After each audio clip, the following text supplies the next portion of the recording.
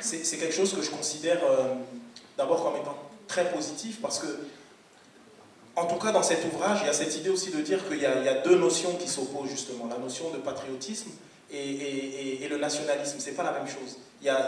Parler de patriotisme, c'est parler de cette idée de, comment dire, d'aller vers la vie, cette idée de dire que tous ensemble on va construire quelque chose et c'est une fierté positive dans le sens où la diversité devient véritablement une chance. Donc il y a cette idée de trouver l'unité dans la diversité. Et j'ai envie de dire la diversité dans l'unité également. Alors que le nationalisme, il y a plus quelque chose de mortifère, il y a plus quelque chose de repli sur soi, peur de l'autre, peur de l'époque, etc., etc. Donc voilà, donc cette notion de patriotisme et de patriote, c'est quelque chose qui me tient énormément à cœur. Et donc voilà, et c'est aussi important. Évidemment, aujourd'hui, on le voit peut-être un peu différemment, et encore, j'ai envie de dire que c'est important aussi de se réapproprier les symboles. C'est-à-dire de comprendre justement que parler de se définir en tant que Français, parler de patriotisme, parler du drapeau bleu, blanc, rouge, etc. C'est des choses hyper importantes parce que ce sont des symboles. Et qu'y a-t-il derrière ces symboles? Et c'est à nous de faire en sorte justement que ces symboles ne soient pas pris en otage, qu'il y ait cette capacité que nous tous ensemble, on comprenne que voilà, il s'agit d'avancer tous ensemble avec nos différences et que tout ça est une chance et que ces symboles représentent tout ça. Donc voilà, il y a de cette idée. Évidemment, ce n'est pas votre premier ouvrage, vous en avez deux autres, Qu'Allah bénisse la France et La guerre des banlieues nous rappelle tout simplement. Qu'est-ce donc pour vous d'allier cette sorte de double casquette écrivain-chanteur? Est-ce que c'est un exercice que vous affectionnez? Moi, Et deuxième question, excusez-moi, deuxième question, est-ce qu'il y a, en quoi le dernier français est en lien ou en rupture par rapport aux précédents ouvrages? Alors, je vais commencer peut-être par répondre par la fin. Ben, disons que le dernier français, c'est un recueil de textes poétiques.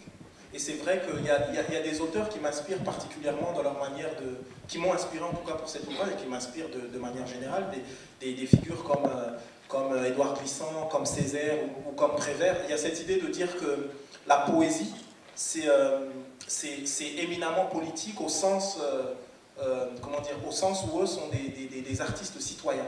C'est-à-dire évidemment, il y a cette idée de travailler l'imaginaire par la poésie et de dire que finalement, c'est les mots qui permettent aussi j'ai envie de dire, de faire avancer à la fois notre quotidien, à la fois notre contexte, le contexte dans lequel on évolue. Et là où cette idée de double casquette, etc., en fait, moi, ce qui m'intéresse profondément, d'abord, ce sont les mots. Parce que c'est là où s'origine tout. C'est là où s'origine la possibilité, justement, d'aller vers le haut. Et c'est là où s'origine aussi, justement, lorsqu'il y a une absence de mots, lorsqu'il y a une pauvreté linguistique, lorsqu'il y a une pauvreté liée aux mots, et ben c'est là aussi où s'originent tous les mots, j'ai envie de dire, mais là, du coup, M-A-U-X.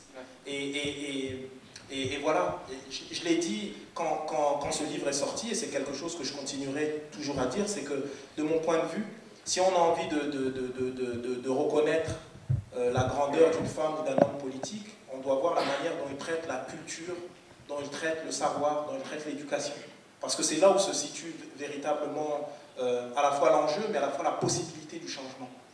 Et donc voilà, donc les mots pour moi c'est très important. Et ce qui m'intéresse, qui est là où enfin, je trouve ça hyper intéressant, c'est de pouvoir justement travailler les mots avec différents médiums, différents moyens, c'est-à-dire à la fois la littérature, à la fois la musique, et aujourd'hui aussi le cinéma, parce que je travaille justement sur l'adaptation au cinéma de mon premier ouvrage, justement, Qu'Allah bénisse la France. Je travaille au niveau du scénario et je le réalise également.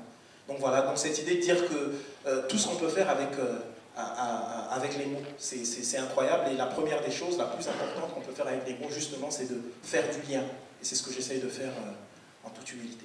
Voilà. Depuis vos débuts, vous avez parcouru pas mal de chemins, mine de rien. Entre bouquins, enfin, tube, adaptation au cinéma pour qu'elle bénisse la France. Après toutes ces péripéties, en quelque sorte, qu'est-ce qui donne aujourd'hui du sens à votre œuvre, à votre engagement? Qu'est-ce qui vous donne la fierté, un motif d'aller encore de l'avant, enfin... J'ai pas le sentiment d'être, comment dire, d'être différent de n'importe qui d'entre vous. Il y a cette idée de dire que partout où on se trouve, on peut amener du changement. Partout où on se trouve, on peut être utile, en fait. Et j'ai envie de dire, c'est à la fois une démarche évidemment artistique, mais c'est une démarche qui est éminemment citoyenne. Dans le sens où, lorsque j'étais plus jeune, j'ai eu une expérience particulière, on pourra peut-être en parler plus tard, mais ce qui est sûr, c'est qu'à un moment donné, dans ma vie, j'étais toujours dans une démarche où je disais que c'est de la faute d'un tel, alors c'est de la faute des keufs, c'est de la faute de ci, c'est de la faute. Et à aucun moment, je me suis dit à moi, quelle est ma part de responsabilité? Qu'est-ce que je peux faire, finalement, pour faire bouger les choses? Qu'est-ce que je peux faire, j'ai envie de dire, pour être utile? Et tant que j'aurai ce sentiment comment dire, de pouvoir amener de la complexité, justement d'être utile, évidemment en toute humilité, et ben je continuerai. Tout à l'heure, vous avez parlé de politique, ça m'intéresse. Je suis allé voir votre page Facebook, j'ai retrouvé un post, moi je vais vous le lire rapidement. C'est après une carrière de rappeur, écrivain et scénariste, Abdel Malik se lance dans la politique. En effet, il vient tout juste de créer son parti politique, ni de gauche ni de droite. À ses côtés, seront engagés à que des hommes et des femmes de bonne volonté. Un parti à l'image de l'artiste qui prônera la diversité, l'union nationale et solidaire. Plus d'infos dans les jours qui viennent. C'était un gars, ça. Ce qu'on ne dit pas, c'est que bon, ce post date du 1er avril 2012, mais quand même, on a envie d'en savoir plus. Enfin, Abdel Malik, tout simplement, sur la scène politique, une image qu'on risque de voir bientôt, oui, non, peut-être, jamais. Jamais, jamais. Ça mérite d'être clair. Jamais.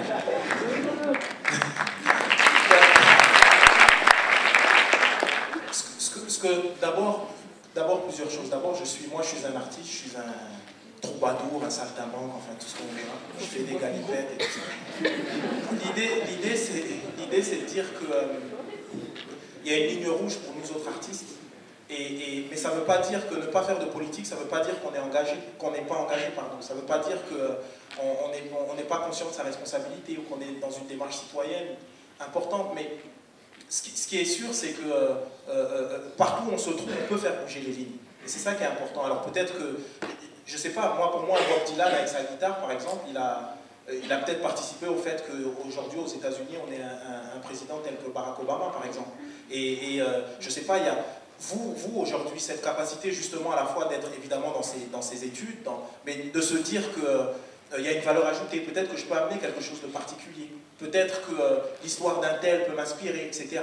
C'est ça en fait, c'est-à-dire que moi ce qui m'intéresse, c'est de pouvoir inspirer, de pouvoir donner de l'espoir, de pouvoir donner du courage, de pouvoir, voilà, c'est ça, j'ai le sentiment que ma fonction c'est celle-là. Et après, tous ensemble, parce que c'est tous ensemble qu'on doit véritablement faire bouger les choses, et ben j'ai le sentiment que tous ensemble, mus par cette énergie-là, on pourra véritablement faire bouger les lignes. Véritablement, je pense. Et le fait de ne pas être acteur sur la scène politique ne vous empêche pas pour autant d'avoir un avis sur l'actualité politique. Donc tout simplement, les présidentielles 2012, vous en avez pensé quoi? Brièvement. On n'a pas le temps.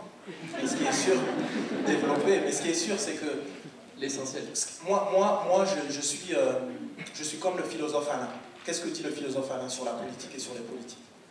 D'abord, le vrai pouvoir, la vraie possibilité de changement, elle est dans nos mains à tous, en fait. On est en démocratie, c'est le peuple qui a le pouvoir. Et l'idée du politique, en fait, c'est qu'ils sentent entre guillemets, qu'il est surveillé, qu'il y a des citoyens qui sont au fait de leurs devoirs, mais aussi au fait de leurs droits, et des citoyens qui ont envie véritablement, j'ai envie de dire, de vivre dans un monde où ils seraient non seulement en paix avec eux, mais en paix avec les autres, etc. Il y a non seulement des besoins, mais il y a aussi le fait qu'il y a des citoyens responsables, qui eux, vont pousser les politiques, justement, à faire avancer positivement les choses. Et c'est pour ça que moi, je crois énormément en la société civile. Je crois énormément en le fait comme ça de se réunir et puis de discuter et puis d'échanger, et puis c'est source d'inspiration, et puis chacun on se trouve dans des projets peut-être individuels ou des projets collectifs, on va faire quelque chose où tout d'un coup le politique sentira qu'il ne peut pas s'amuser avec le peuple, qu'il y a quelque chose de sérieux là-dedans. Et c'est vrai qu'on a vécu une période un peu particulière avant les élections, et c'est vrai qu'aujourd'hui de voir un peu, en tout cas c'est les débuts, après c'est le temps qui va juger, mais de voir des gens qui en tout cas ont l'intention déjà c'est bien d'avoir l'intention, mais de la responsabilité, l'intention de la responsabilité, l'intention de penser que finalement, voilà, il y a des choses sérieuses et que ce qui est de l'ordre de chiffres, etc., et ben derrière, il y a des êtres humains, il y a des gens qui souffrent véritablement, il y a des gens qui sont véritablement dans, etc., etc., de prendre conscience de ces choses-là. Et donc voilà, ici on est par exemple, on est dans une école particulière, on est dans une école c'est le commerce, mais il y a cette idée aussi de dire qu'à l'heure de la mondialisation, à l'heure des crises économiques, etc., qu'est-ce qu'on peut faire justement pour amener, justement, donner, j'ai envie de dire, une âme à la mondialisation? Qu'est-ce qu'on pourra faire justement? Comment vous ici, en tant qu'étudiant, et puis plus tard, par rapport aux responsabilités que vous aurez, comment vous allez faire en sorte que justement, on ne s'arrête pas à quelque chose de purement comptable, mais de comprendre que derrière, justement, il y a des femmes et des hommes. Et comment on va faire justement pour créer des projets qui seront originaux, des projets qui tiennent compte de tout ça. Donc voilà, donc je crois beaucoup, moi, à la fois en la jeunesse, évidemment, mais quand je dis jeunesse, vous l'aurez compris, ce que j'ai dit en préambule, c'est-à-dire à cette capacité d'innover, à cette capacité d'être dans l'ouverture. Et je crois aussi en la possibilité, ensemble, de créer un monde qui serait plus juste. Dernière petite question, le changement version Hollande, vous y croyez? Ben, moi encore une fois, moi je suis un artiste, je suis ni, en tout cas, moi je suis ni de gauche, ni de droite, ni du centre, je suis vraiment avec toutes les femmes et tous les hommes de bonne volonté. Et j'ai envie de dire, il y a des belles choses qui ont été dites, maintenant on va voir si ces choses vont être actées, parce qu'un quinquennat c'est quand même 5 ans, et puis les choses peuvent bouger. Et encore une fois, moi je pense que, enfin, c'est un avis personnel, mais je pense que les idéologies, comme on pouvait l'entendre avant, de mon point de vue, ça a fait son temps, en fait. Moi, je crois plus en des femmes, en des hommes, qui ont des valeurs, qui ont envie de faire avancer les choses, etc. Et qu'importe qu'ils soient de gauche, de droite, du centre, enfin... Et voilà, moi, c'est dans ce sens-là. Donc, Hollande, eh ben, on va juger sur pièce, on va voir. Bon, bah, voilà qui met un terme à cette première partie de la soirée. Abdelmalik, merci d'avoir joué le jeu. Ah ben, avec grand plaisir.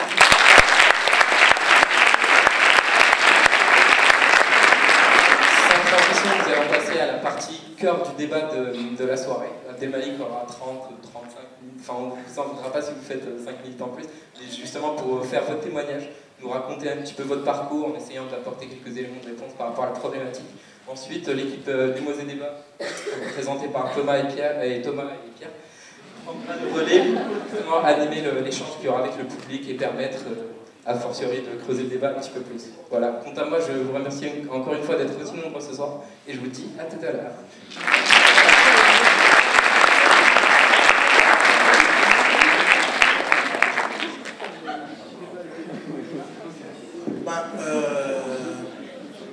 D'abord, je pense que dans la position dans laquelle je me trouve, en tout cas par rapport à mon histoire de vie, pour moi, témoigner, c'est important. Parce que, encore une fois, on le disait tout à l'heure lorsqu'on a échangé, être français, c'est ni une couleur de peau, c'est ni une religion ou un milieu social ou culturel particulier. C'est avant tout le fait, véritablement, de mon point de vue, d'adhérer à une philosophie particulière, à des principes particuliers, qui sont évidemment les principes républicains, démocrates, laïques, enfin, toute cette... j'ai envie de dire toute cette philosophie qui porte, j'ai envie de dire, à la fois notre pays et à la fois le peuple français. Et dans ce sens-là, mon histoire est une histoire particulière, mais qui est une histoire française aussi. Mes parents sont originaires du Congo-Brazzaville, et donc moi je suis né en région parisienne, et lorsque mes parents mon père est venu en France en fait pour faire des études de journalisme. Et donc, dans ce sens-là, ma famille, on s'est installé à Strasbourg, dans un quartier à Strasbourg qui s'appelle le Neuf. Et mes parents se sont séparés très vite, et finalement, ma mère nous a élevés seuls. Et j'ai grandi dans ce qu'on appelle, dans un doux euphémisme, qu'on appelle les quartiers difficiles. Moi, j'appelle ça les quartiers vivants, enfin. Et disons, il s'est passé, j'ai envie de dire, ce qui arrive. Moi j'ai grandi comme n'importe quel gamin de cité. C'est-à-dire que très vite, je me suis retrouvé dans des histoires liées à la délinquance, etc. Mais pas tant parce que j'étais méchant, ou parce qu'il y avait... C'est tout simplement parce que c'était mon contexte. C'est tout simplement parce que lorsqu'on est gamin, on n'a pas envie d'être, j'ai envie de dire, ostracisé, on a envie de vivre en harmonie avec tout le monde. Et je me suis retrouvé un peu dans ces choses où finalement on fait quelques bêtises comme ça pour s'amuser. Mais ces bêtises, petit à petit, deviennent des choses graves et des choses dramatiques. Il est arrivé dans mon quartier, le fléau qu'il y a eu dans les fins des années 80, au courant des années 90, c'était le fléau de la drogue dure, de l'héroïne. Et il y a beaucoup de mes proches, beaucoup de gens avec qui j'ai grandi, qui non seulement, il y en a beaucoup qui en sont morts, d'autres qui se sont retrouvés en prison, enfin des choses assez difficiles. Et la chance que j'ai eue, c'est-à-dire en parallèle d'avoir cette vie, on va dire, difficile, eh ben, j'ai été touché par, j'ai envie de dire, le goût du savoir, le goût de l'école, le goût de la littérature. Et j'ai eu des rencontres incroyables, des professeurs notamment, qui m'ont donné goût à ces choses-là. Et lorsque j'étais en école primaire, donc il y a cette institutrice qui a trouvé qu'il y avait quelque chose enfin, de particulier, et qui a fait des pieds et des mains pour que je n'aille pas dans l'école du quartier, dans le collège du quartier. Et elle a fait en sorte que je puisse avoir une bourse et aller dans un établissement privé hors de ma cité. Donc tout d'un coup, je me rendais compte qu'il y avait une vie hors de ma cité, qu'il se passait d'autres choses. Et je me suis retrouvé dans un collège privé catholique, où j'étais le seul noir, j'étais le seul issu de cité. Mais encore une fois, moi j'ai abordé ça, pas comme, comment dire, j'avais aucune revanche à prendre. En tout cas, je ne considérais pas que j'avais une revanche à prendre. C'est tout simplement, j'aimais l'école, j'aimais le savoir, et je me suis retrouvé dans un cadre où finalement j'allais pouvoir m'épanouir. J'ai vécu une espèce de vie un peu, on va dire un peu schizophrénique, où j'étais à la fois, je dis ça souvent comme ça, dans une sorte de raccourci, mais c'était un peu vrai, où j'étais, j'ai envie de dire, bon élève la journée et délinquant le soir, une espèce de double vie comme ça. Et encore une fois, vous savez, on nous parle souvent des gens qui viennent des cités, on nous parle souvent, on dit alors c'est l'abandon des parents, etc. Mais quand vous avez comme moi une mère qui est obligée de s'occuper de ses 7 enfants, et donc qui va travailler, qui fait des ménages, qui fait telle chose et tout ça, et ben, à un moment donné, et ben, nous on se retrouve dans la rue. Et si on est dans la rue, forcément, il peut se passer des mauvaises choses, mais c'est pas tant parce que nos parents ou ma mère ne s'occupaient pas de nous, c'est tout simplement parce qu'à un moment donné, j'ai envie de dire, fallait bien remplir, fallait nourrir sa famille. Et donc c'est comme ça que je me suis retrouvé dans ce cadre-là, avec cette espèce de double vie. Et encore une fois, la chance que j'ai eue, c'est que j'ai rencontré des enseignants qui vraiment m'ont donné le goût de la littérature, le goût du savoir. Et petit à petit, en avançant comme ça, c'est comme si il y avait de plus en plus une sorte de fossé, une sorte de décalage entre le savoir que je pouvais acquérir et la vie que je pouvais mener. Et très tôt, donc, comme je vous ai dit en préambule, enfin au départ, c'est que très tôt, j'ai été très vite confronté à la mort, c'est-à-dire des proches qui mouraient. Et le fait, j'avais peut-être 13 ans lorsque je descends de mon immeuble, et je descends dans la cave de mon immeuble, et il y a un voisin à moi qui est mort d'overdose quasiment sous mes yeux. Et ce genre de choses, quand on voit ce genre de choses, forcément, on est questionné. On est questionné face à, j'ai envie de dire, face à la brièveté de la vie, face au fait que, face à la mort directement. Et c'est dans ce sens-là où d'abord le questionnement rapport à la spiritualité, rapport, j'ai envie de dire, à la brièveté de la vie, est venu à moi. Moi, j'ai grandi dans une famille catholique pratiquante. Et donc le questionnement sur la chose religieuse et spirituelle, donc c'était quelque chose qui a toujours fait partie de ma vie. Et lorsque je commençais à parler de ces choses avec des proches, avec notamment mon frère aîné qui, lui, était entré en islam, s'était converti à l'islam, et il a commencé à me parler de ça parce qu'il y avait vraiment une espèce de trouble existentiel, c'est-à-dire cette idée de dire que j'avais le sentiment que le christianisme de mes parents, le catholicisme de mes parents ne me correspondait pas. Et c'est comme ça que j'ai abordé l'islam. C'est-à-dire j'ai commencé évidemment par lire, puisque la lecture pour moi était toujours quelque chose d'important. Et donc j'ai commencé par lire. Et j'ai lu, et en lisant sur l'islam, c'est comme si je lisais sur quelque chose qui correspondait à ma religion naturelle. Et il s'est passé ce qu'il arrive malheureusement, c'est que moi, dans une démarche, j'ai envie de dire sincère, dans une démarche spirituelle sincère, il y a des personnes qui sont venues me voir, qui ne m'ont pas parlé de ce qu'était l'islam, et qui m'ont parlé de leur conception à eux de l'islam. Une conception finalement binaire, une conception en noir et blanc, une conception nous avons la vérité, les autres sont dans l'erreur, etc.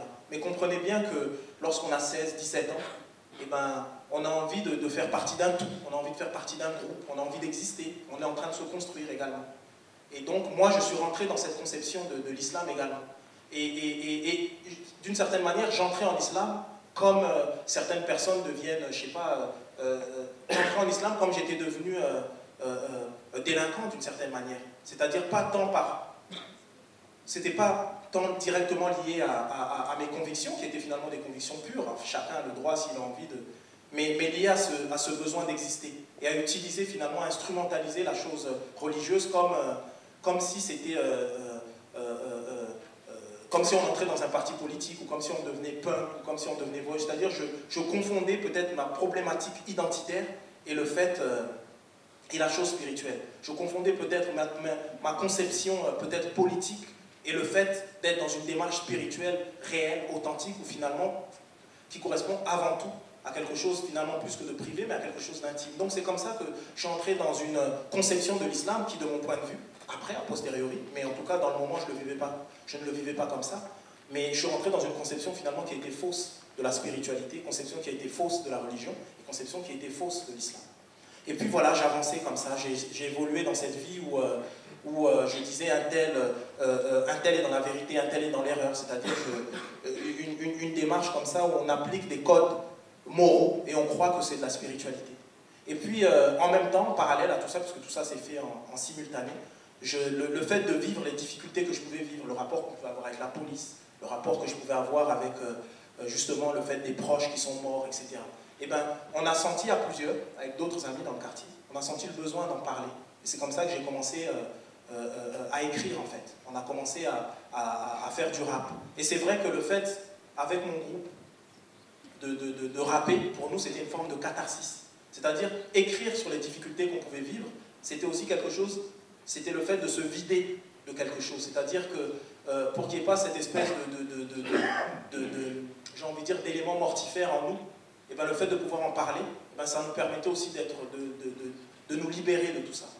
Et puis à un moment donné, vous comprenez bien que j'avance dans mes études, j'avance dans mon espèce de réflexion sur le monde également, et donc il y a évidemment un décalage qui était de plus en plus important entre cette conception finalement du spirituel qui était totalement biaisée, et les ouvrages que je pouvais lire, le fait que j'avançais, j'ai fait des études de philosophie et de lettres classiques.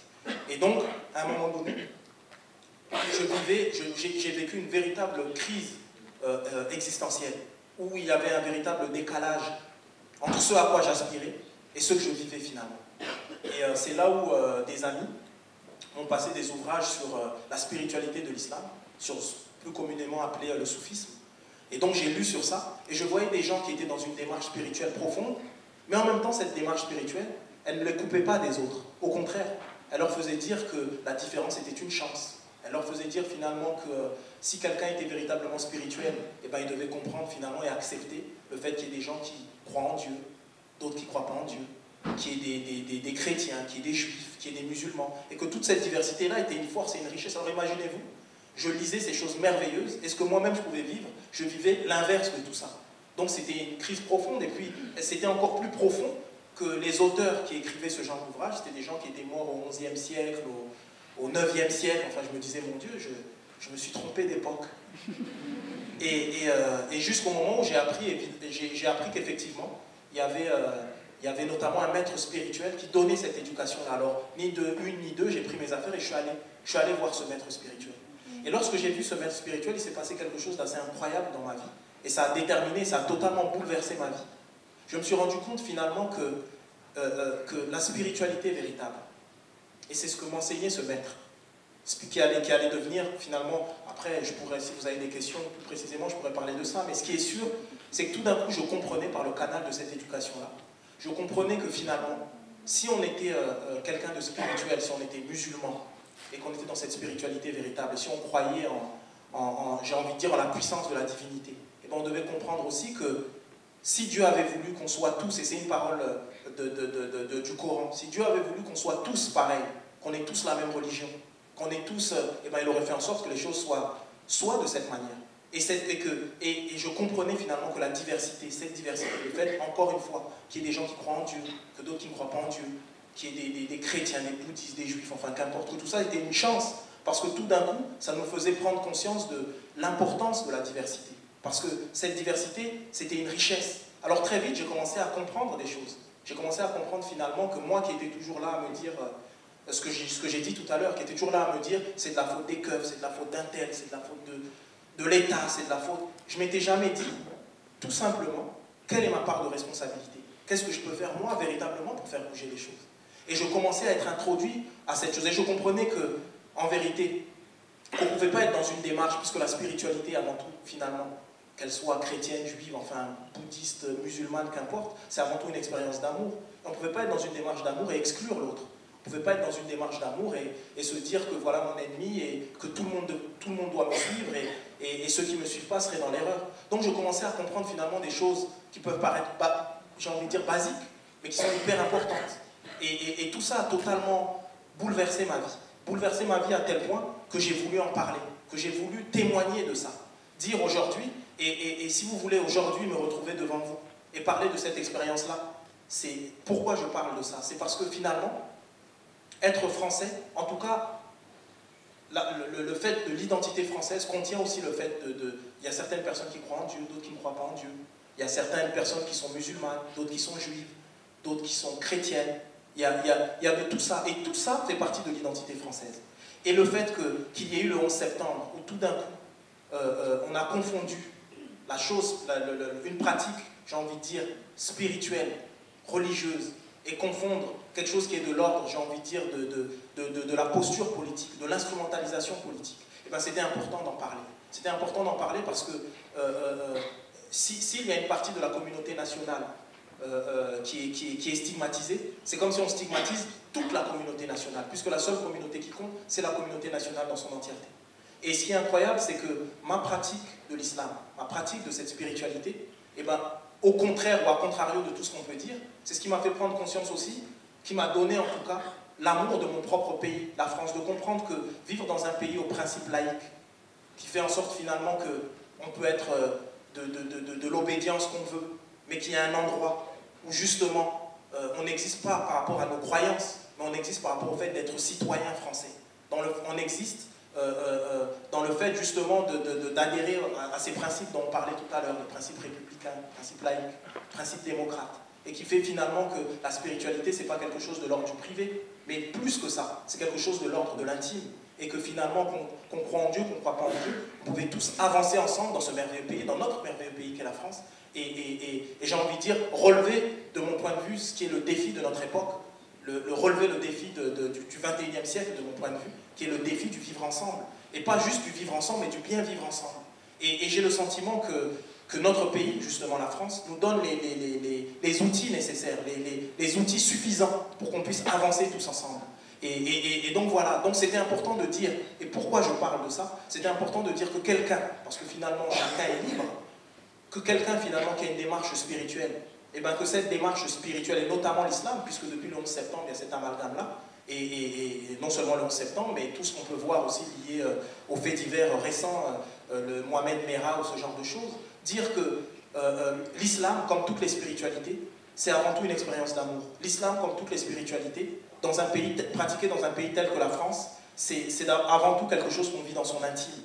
Et que finalement on peut avancer tous ensemble, justement parce qu'on a des principes dans ce pays qui font que finalement la différence est une chance. Et qu'on existe, pas par rapport à notre religion, mais on existe en tant que citoyen, et on existe dans la société en tant que citoyen, et dans la capacité qu'on aura à être une valeur ajoutée, et dans la capacité qu'on aura à avancer, à fédérer, à avancer tous ensemble. Donc pour moi ce témoignage il est hyper important, étant donné qu'il y a une partie de la communauté nationale qui est musulmane. Et c'était cette idée de dire qu'on ne tombe pas dans cette espèce d'amalgame. Et c'est mon histoire de vie. Et donc j'ai décidé non seulement d'en parler en tant qu'artiste, mais de dire que finalement, s'il y a bien un défi qu'on doit relever, c'est celui-là. C'est le fait qu'à l'ère de la mondialisation, à l'heure où finalement des gens de cultures différentes se rencontrent, qu'est-ce qui peut faire qu'on puisse faire du lien? Qu'est-ce qui peut faire qu'on puisse avancer ensemble, j'ai envie de dire, avec ou malgré nos différences? Et ben, le système français tel qu'il est, les principes français, la philosophie de ce pays, et ben, permet ça. Et ça, c'est merveilleux. Et l'idée, c'est vraiment de faire en sorte qu'on puisse en prendre conscience et avancer ensemble. Voilà. Et donc moi j'essaye de le faire comme ça avec les outils qui sont les miens.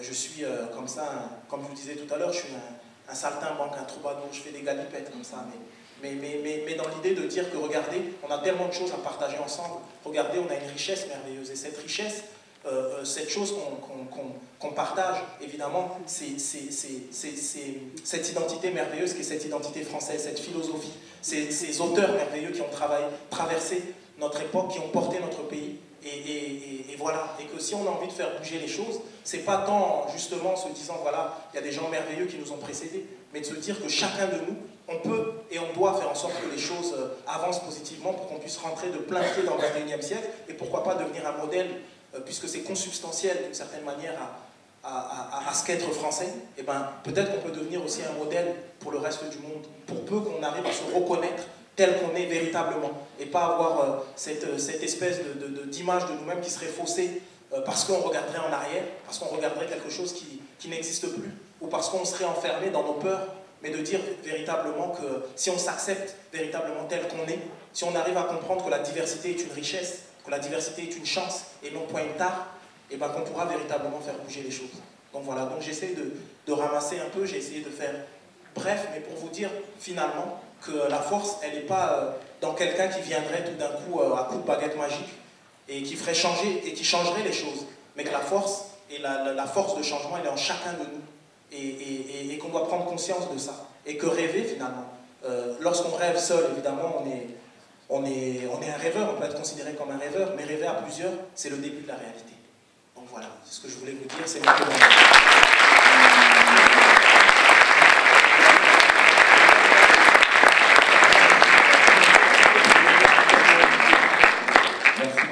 On va passer à la phase questions. Donc c'est des questions qui ont été élaborées avec l'équipe de Démo et Débat et qui ont été aussi sélectionnées parmi plusieurs questions qui nous ont été envoyées. À chaque instant, si vous avez des questions, si vous avez des réflexions, des remarques à apporter, n'hésitez pas, manifestez-vous, levez la main, levez-vous, on viendra vous donner un micro pour pouvoir poser des questions. Alors on a plusieurs thèmes à aborder. Le premier thème, c'est vraiment sur les questions identitaires. Et je laisse commencer Thomas. Voilà, donc le thème, c'était au départ, être musulman fait-il partie de l'identité française? Et donc on a la chance d'être avec vous, une personne réfléchie, qui a fait des études de philosophie. J'espère que j'ai un peu répondu par le témoignage. Bien sûr. Donc simplement, on voulait vous poser une question. C'était qu'est-ce que l'islam, finalement, a apporté à la République française, à la France, et à nous tous présents, peuple français? Ben, il est d'abord important de comprendre, et c'est ce que je disais tout à l'heure, qu'il y a toute une partie, finalement, de la communauté nationale qui est de confession musulmane, qui se reconnaît. Mais encore une fois, je pense qu'il est important, et ça nous concerne tous, et pas seulement les musulmans, de véritablement comprendre et définir ce qu'est l'islam véritablement. Et ce que l'islam partage avec les autres religions, c'est véritablement d'abord cette idée j'ai envie de dire, d'expérience spirituelle liée finalement à la paix et à l'amour. C'est-à-dire qu'il y a cette idée où finalement le fait de pratiquer, c'est quelque chose qui j'ai envie de dire, qui nous pacifie et qui pacifie notre rapport à l'autre. Et c'est aussi le fait d'être, j'ai envie de dire, de façon totale et intransigeante contre toute forme de violence. Et ça, il est important, et puis vous le rappeliez, j'ai fait un peu de philosophie, et je pense que c'est important, avant toute chose, avant de parler de quoi que ce soit, lorsqu'on a un problème particulier, ou lorsqu'on a envie c'est de définir les termes en présence. Et une fois qu'on a défini les termes en présence, ensuite on peut discuter. Aujourd'hui, malheureusement, lorsqu'on nous parle d'islam, on nous parle par exemple d'islam politique, alors que l'islam politique n'existe pas. L'islam politique, d'ailleurs, l'islam politique est une forme d'hérésie d'une certaine manière. Et de fait de dire, par exemple, il y a beaucoup de choses, alors on va nous parler d'islam, on va nous parler de Ben Laden, on va nous parler de l'Afghanistan, on va nous parler de beaucoup de choses qui finalement ne nous concernent que de loin. Et la réalité d'une spiritualité, finalement, c'est avant tout justement la pratique, c'est pour justement rendre opérative ces notions de respect, d'acceptation de l'autre dans la différence, ces notions d'amour, ces notions de paix, etc. Et c'est ça l'islam. Et c'est en ce sens-là je dirais, un musulman véritable, eh ben, pense avant tout justement à être, j'ai envie de dire, utile pour le reste de ses concitoyens.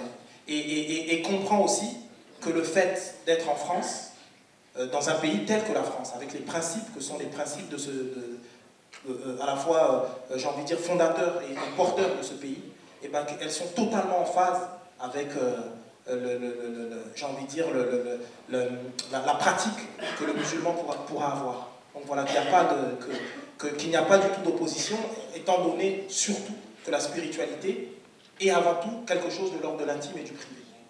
Voilà. Donc c'est un peu long, mais je pense que c'est important d'expliquer les choses de cette manière parce que aujourd'hui, malheureusement,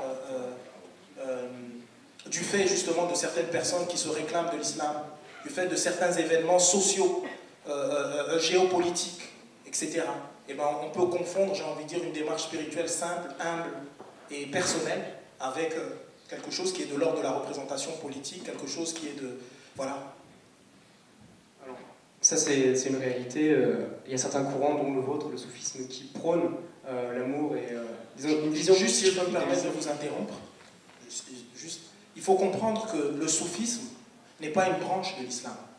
Le soufisme est la spiritualité vivante de l'islam. Étant donné que si on parle de nos religions monothéistes, qui sont d'abord où il y a finalement, j'ai envie de dire un corps, ce qu'on pourrait aussi dire la lettre, et puis il y a l'esprit. Et si ce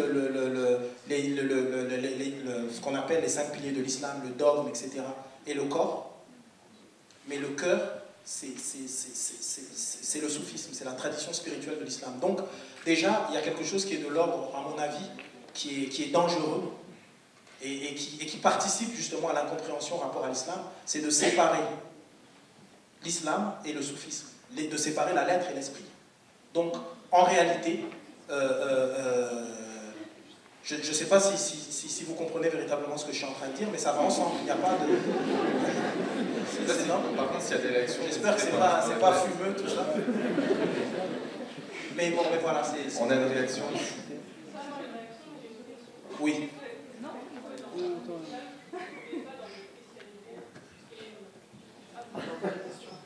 Ben, on va juste répéter la question.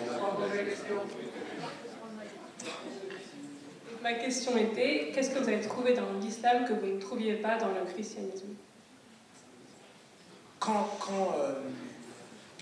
je suis entré en islam, disons avant, quand j'ai commencé à lire, où je me posais des questions justement par rapport à la spiritualité en général, et puis j'ai vraiment trouvé que l'islam correspondait à ma religion naturelle. C'est-à-dire, c'est comme s'il y avait un rapport à Dieu qui, de mon point de vue, était plus en cohérence avec mon tempérament. Et voilà, en fait. Mais j'ai compris très vite que la religion, ce qu'on appelle les religions ne sont que des vêtements, en fait. C'est un véhicule. Et il s'agit de ne pas confondre le moyen et la finalité. Et je pense que le problème vient de là. Le véhicule, finalement, d'une certaine manière, j'ai envie de dire, tout ce qui s'élève converge. C'est-à-dire que finalement, qu'importe le choix de chacun est libre. D'ailleurs, de ne pas avoir de religion, j'entends formelle, etc. Mais je pense que la spiritualité, c'est quelque chose de vital, qu'on en a tous besoin, en fait. Et qu'il y a même certaines personnes qui ne croient pas spécialement en Dieu, mais qui sont des personnes éminemment spirituelles. Et j'ai trouvé justement que le véhicule de l'islam, en tout cas de mon point de vue, eh ben, me correspondait véritablement, il y avait tout. Et j'ai pas trouvé ce lien avec à la fois le christianisme et le catholicisme de mes parents, ce que j'avais pu vivre pendant toute mon enfance, d'une certaine manière. Donc je sais pas, j'espère que je réponds à votre question. Oui. Pour revenir à la problématique des musulmans de France et des musulmans en France, on a l'impression en France qu'il y a un mélange, une confusion qui va se faire un peu entre tous les termes. Je reprends une citation de Nicolas Sarkozy qui qualifiait Mohamed Merah comme étant un Français d'origine musulmane, ce qui ne veut absolument rien dire, mais est-ce que c'est pas un peu révélateur d'un climat de flou, d'un climat d'incompréhension? Totalement. Et surtout que les hommes politiques, de manière générale, et surtout lorsqu'on est président ou ministre de l'État, etc., leur fonction, c'est pas de mettre de l'huile sur le feu, mais plutôt de faire en sorte, comment dire, à la fois de pacifier, qu'on puisse avancer ensemble, et surtout d'amener de la clarté. Mais c'est clair que si la personne en charge elle-même, alors les gens peuvent être cultivés dans plein de domaines, etc. Mais si on n'est pas véritablement au fait de certaines choses et en disant ce genre de phrase, rajouter, j'ai envie de dire, de l'incompréhension, eh ben, il faut faire attention, véritablement. Et c'est vrai, c'est qu'il y a un climat.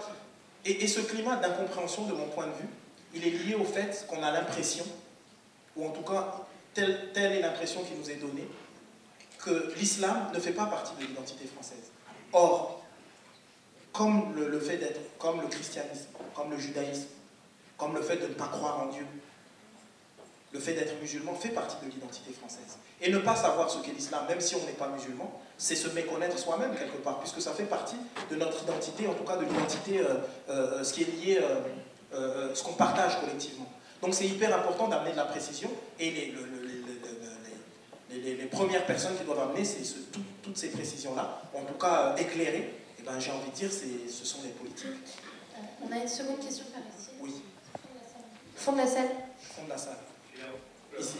Je ne vous vois pas, mais je vous entends. Bonjour, je suis l'instituteur. Je suis ravi de pouvoir poser une question, c'est un grand plaisir de pouvoir vous parler directement. J'espère pas créer de redondance parce que je suis arrivé un peu tard dans la conférence. Vous n'êtes pas du tout le premier musicien en France qui parle des vertus de l'islam. Youssoufa, par exemple, dans le monde du hip-hop, on parle relativement souvent. Et je suis sûr qu'ici, dans cette salle, il n'y a personne qui doute que l'islam, comme toute religion, est une religion d'amour. Ce que vous dites, c'est un bon message, c'est un beau discours, et je pense qu'on remplacerait l'islam par n'importe quelle religion, on aura la même chose. Comment est-ce que vous expliquez pourtant que depuis des années, il y a un blocage sur cette religion en France? Est-ce que vous croyez que c'est des comportements qui sont liés à certains musulmans? Est-ce que vous croyez que c'est simplement une peur? Est-ce que vous pensez que c'est un amalgame? Est-ce que vous croyez qu'on peut-être on s'aligne sur les positions américaines, peut-être à cause de la crainte du 11 septembre? Qu'est-ce que vous en pensez? Profondément, je pense qu'en France, on a un problème. Et ce problème, on a un problème important en tant que peuple. C'est ce qui est lié à l'identité. C'est-à-dire que moi je poserai la question, qu'est-ce qu'être français? Et à partir du moment, par exemple, lorsqu'il y a eu ce fameux débat sur l'identité nationale, si l'intention c'était de faire du lien, de pacifier, d'arrêter la stigmatisation d'une certaine partie de la communauté nationale, etc., ça aurait été positif et merveilleux. Mais le problème, c'est que ça a été instrumentalisé à d'autres fins. Et c'est ça, en fait. C'est-à-dire que tant qu'on n'arrivera pas à comprendre, justement, que l'islam aussi fait partie de l'identité française, eh ben, il y aura un problème parce que l'islam est vécu comme l'autre. Donc, lorsqu'on va nous parler des problématiques en Afghanistan, etc., ou je ne sais pas où, en Iran ou ailleurs, eh ben, on va se dire forcément, c'est les mêmes ici, c'est la même chose. Et si les gens les plus intelligents ou les intellectuels qu'on peut avoir, ou les politiques, ou les médias, relaient ça, cette espèce de climat de peur, en disant que regardez ce qui se passe là-bas, effectivement, s'il se passe telle chose, et ben, ça veut dire qu'ici, etc., et qu'on n'éclaircisse pas les choses, et ben, c'est normal que finalement, on soit, comment dire, téléguidé par nos peurs. Et du coup, lorsqu'on parle d'islam, tout de suite, c'est comme s'il y a différentes, comment dire, il y a des images qui vont venir automatiquement. Et ces images-là, c'est des images de violence, c'est des images souvent, malheureusement de moins en moins, puisque avec l'histoire de Mohamed Merah, mais souvent hors de chez nous, etc. etc. Donc, et non seulement on influence ceux qui ne sont pas musulmans, négativement, mais j'ai envie de dire on influence aussi les musulmans, parce qu'il ne faut pas croire que telle personne se réclamant de l'islam, parce qu'il se réclame de l'islam, qu'il sait ce qu'est l'islam, véritablement. Et c'est ça qui est important, c'est-à-dire qu'on doit quand même ramener de la complexité, on doit expliquer les choses, on doit faire en sorte justement qu'on puisse débattre, échanger, et surtout qu'on doit écouter les gens qui ont la connaissance suffisante, et pas le premier venu qui va dire une aberration incroyable sur l'islam, et on va dire ah oui, ben c'est vrai, par exemple. Mais alors, en définitive... Alors j'espère que je réponds à votre question, je ne sais pas. Est-ce que... C'est le prolongement finalement de la question. En définitive, est-ce que cette politique du gouvernement, c'était pas une politique délibérée de trouver un ennemi commun, une brebis galeuse, qui serait finalement pour unifier, en mettant de côté une partie de la population française, on unifie le reste. Vous voyez ce que je veux dire? Moi je vais vous dire, moi les théories du complot, tout ça, c'est pas vraiment mon truc. Moi, je pense que je vais vous raconter une histoire. Peut-être qu'elle va illustrer ma réponse, une anecdote. Donc, un jour, je devais faire une émission, donc une émission importante, etc. Bon, je vais pas vous dire quelle émission et tout ça, parce que c'est pas ça qui compte, mais... Et donc, on nous a appelés pour cette émission, et moi, je voulais pas faire cette émission parce que... moi, ce qui m'intéressait, c'était de parler de ma musique, etc. J'avais pas envie, et puis on venait de sortir un album, etc. Donc on a refusé de participer à cette émission qui n'était pas musicale, etc. Une émission importante. Donc, ils ont insisté, et puis à un moment donné, on s'est assis avec mon manager, on s'est dit, ben, ils insistent, etc. Alors on s'est dit, bon, on va leur proposer de faire l'émission, pardon, mais on veut travailler avec eux sur l'émission, c'est-à-dire choisir les invités, etc., etc. Alors moi, je me disais, on va leur proposer ça, évidemment, ils vont refuser. Et évidemment, ils ont accepté. Donc, on se retrouve dans cette émission avec cette personne, donc ce journaliste que vous connaissez tous, etc. Et donc, on discute avec cette personne et on prépare l'émission. Et à un moment donné, puisqu'on a préparé l'émission pendant plusieurs jours, à un moment donné, donc j'ai sympathisé avec cette personne, etc. Donc je pouvais lui parler franchement. Et je lui dis, lorsque tu marches dans la rue et que tu vois des jeunes français d'origine maghrébine ou noirs marcher comme ça, qu'est-ce que tu penses? Qu'est-ce que tu penses d'eux? Qu'est-ce que tu te dis? Alors la personne, elle s'interrompt un instant comme ça. Et elle me dit, donc c'est une personne importante, qui dirige des rédactions, etc. Et elle me dit, pour te dire la vérité, quand je vois ces personnes, je ne pense rien, j'ai peur. Qu'est-ce que ça veut dire, ça? Donc d'abord, cette personne a eu le mérite de la sincérité, etc. Mais ça veut dire que si des personnes aussi importantes, qui influent sur la population en général, parce qu'évidemment, ce qui va passer dans les médias, etc., ça influe forcément. Si ces personnes-là ont peur, lorsqu'ils vont envoyer par exemple ces reporters pour faire un sujet sur l'islam, et que les journalistes viennent et que le sujet ne correspond pas à sa peur, ne correspond pas à sa vision, il va dire non, c'est pas juste, fais-moi un autre, etc. Donc d'une certaine manière, ces personnes-là, involontairement d'une certaine manière, ou en tout cas parce qu'on est des êtres humains, eh ben, vont faire en sorte d'alimenter leur peur. Et le problème, c'est qu'en alimentant leur peur, ils alimentent nos peurs à tous. Et le problème, il est là. C'est-à-dire que moi, je pense, moi j'essaye toujours de voir la bonne intention des gens. Je ne me dis pas que les gens sont mal intentionnés. Je me dis que les gens ont voulu faire bien. Mais en même temps, je ne peux pas oublier non plus que les médias sont devenus aujourd'hui, c'est un business aussi. C'est-à-dire qu'il y a des questions d'audimat, il y a des questions qu'il faut vendre du papier, etc., etc. Je ne l'oublie pas non plus. Je n'oublie pas aussi malheureusement que lorsqu'on veut vendre du papier ou lorsqu'on veut faire, il y a ce qu'on appelle le scoop. On va s'attarder sur les peurs, on va s'attarder sur ce qui nous sépare, non point ce qui nous unit. On va parler des trains qui arrivent en retard, alors qu'il y a une multitude de trains qui arrivent à l'heure, mais on ne va pas parler de ceux-là. Et pour continuer, pour donner un exemple pareil, je me retrouve invité dans une ville pour parler de différents sujets, etc., liés notamment à l'islam et à l'identité française, etc., etc. Donc je suis... et mes attachés de presse contactent donc les médias pour venir, pour parler justement des gens qui s'en sortent, des gens des associations, qui essayent de faire des choses positives, liées à la citoyenneté, etc. Qu'est-ce que le journaliste répond?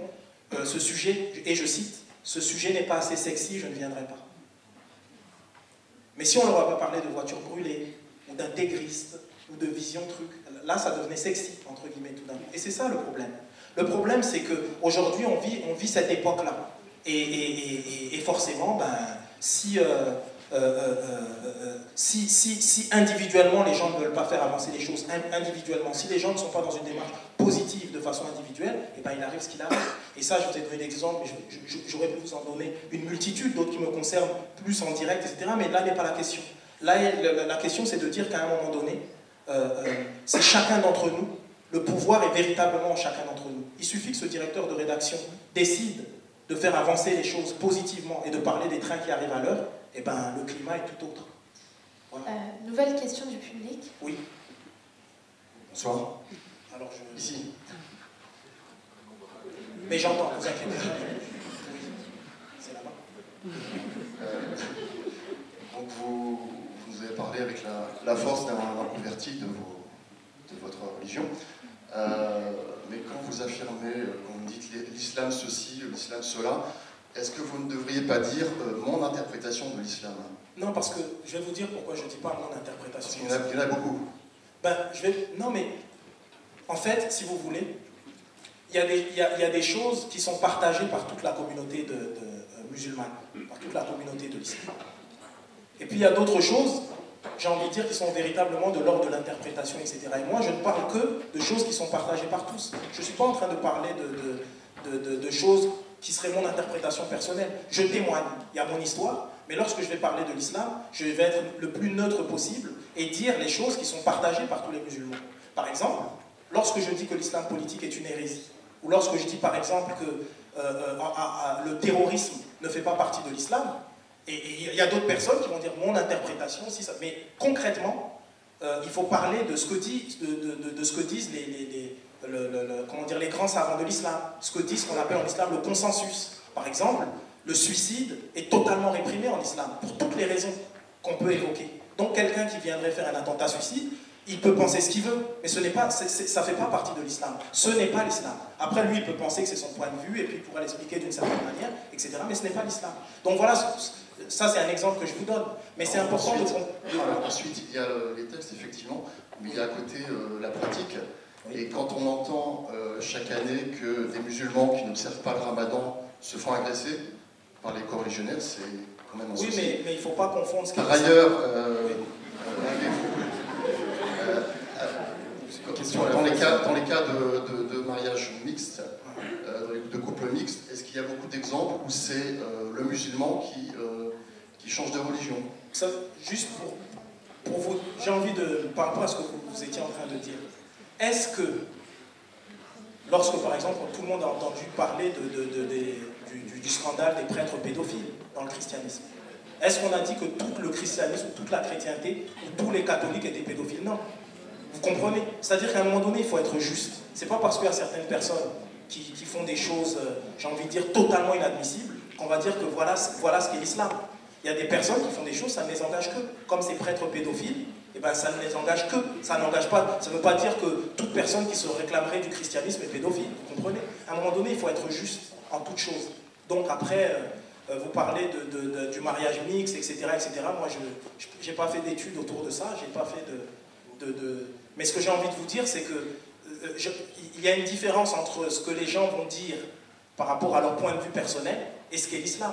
Et je le dis ici haut et fort, l'islam est à la fois une religion de paix, d'amour, de respect, d'acceptation de l'autre dans la différence, et une religion qui est totalement soluble dans la République, parce que avant d'être une affaire privée, c'est une affaire intime.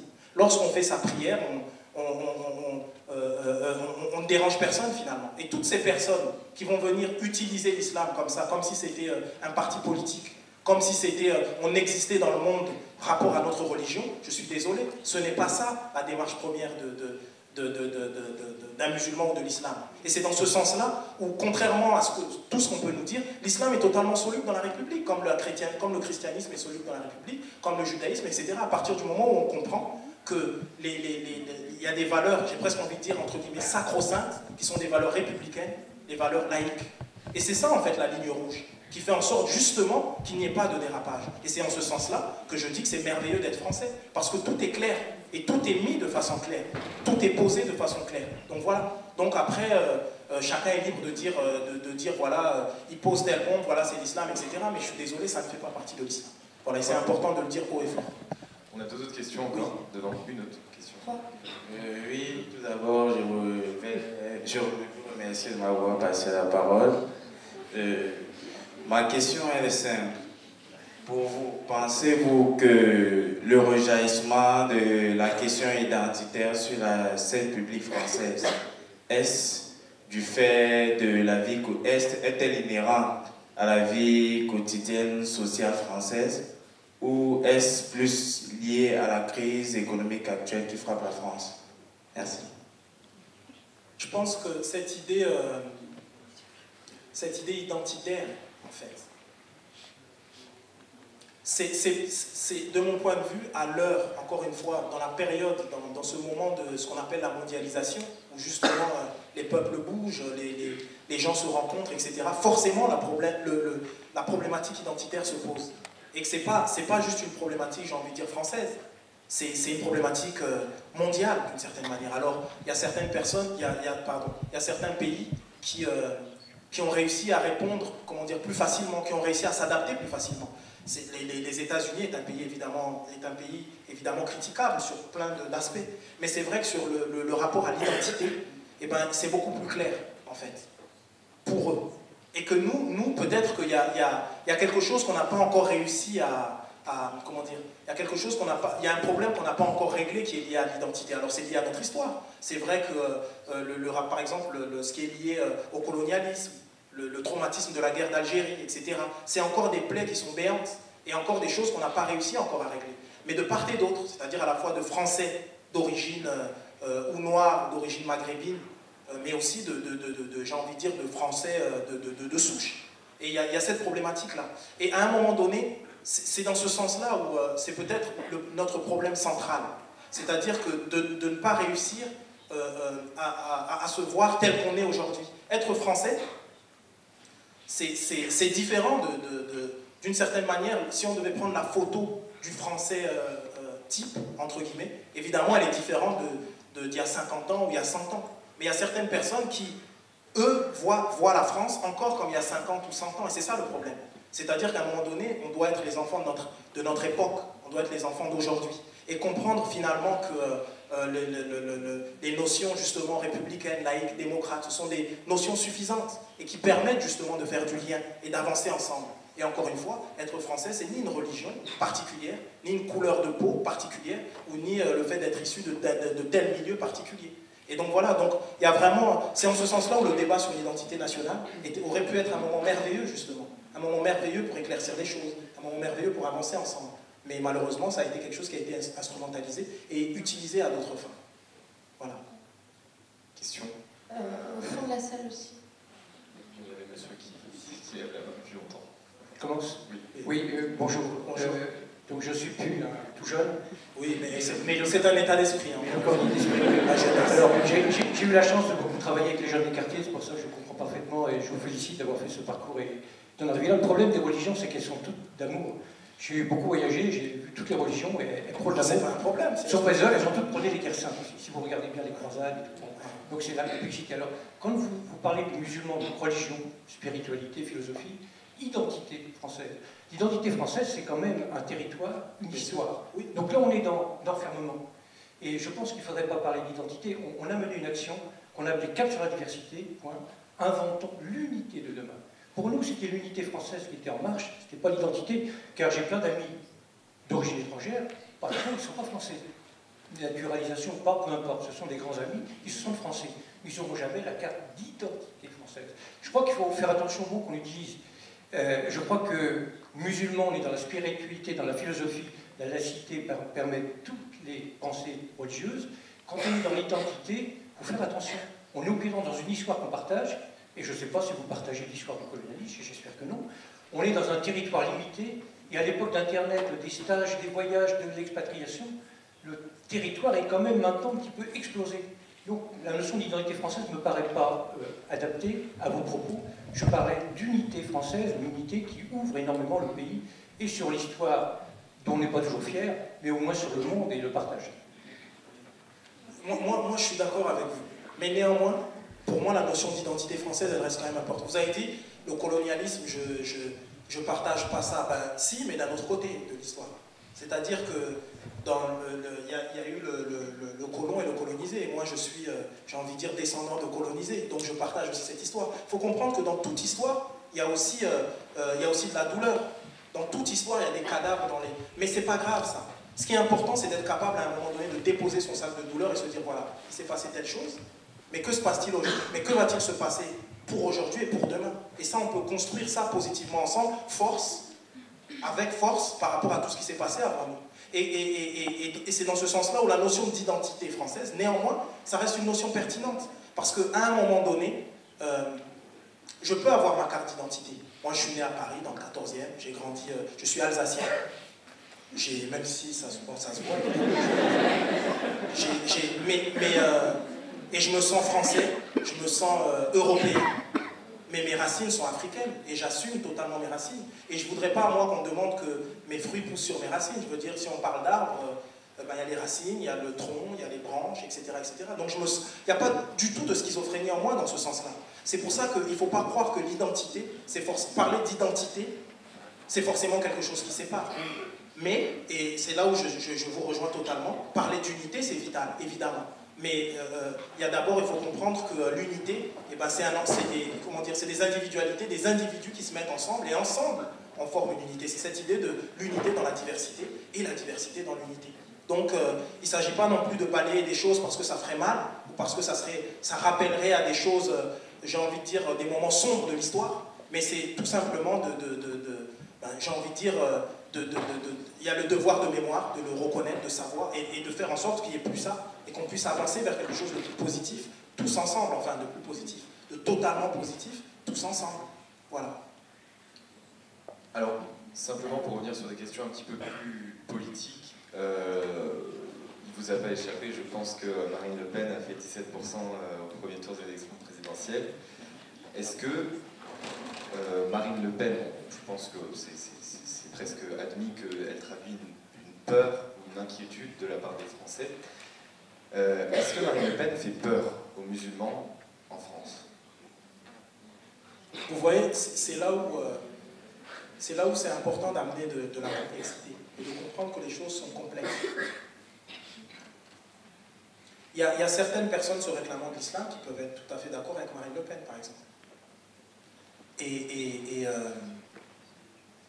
Moi, je pense que la responsabilité à la fois des médias et puis des intellectuels, où j'ai le sentiment c'est de rappeler, de dire qu'est-ce que le Front National, d'où ça vient, quel est le projet initial de ce parti.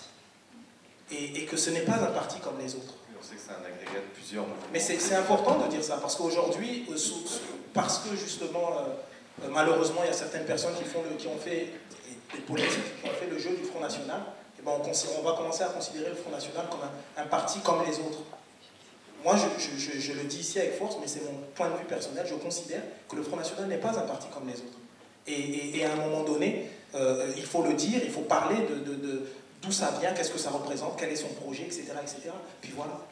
Donc après, évidemment, dire que ça cristallise les peurs, etc., bon, je veux dire, on est tous d'accord. Mais ce qui est important, c'est d'expliquer ce que représente un parti, d'où il vient, ce qu'il a fait, etc., etc., pour que les gens puissent véritablement comprendre de quoi il est question. Et aujourd'hui, il y a beaucoup de gens qui ne sont pas nécessairement au fait de tout ça, et qui peuvent se réclamer de l'islam ou se sentir musulmans, et je dirais dire très bien, Marine Le Pen, c'est merveilleux, par exemple.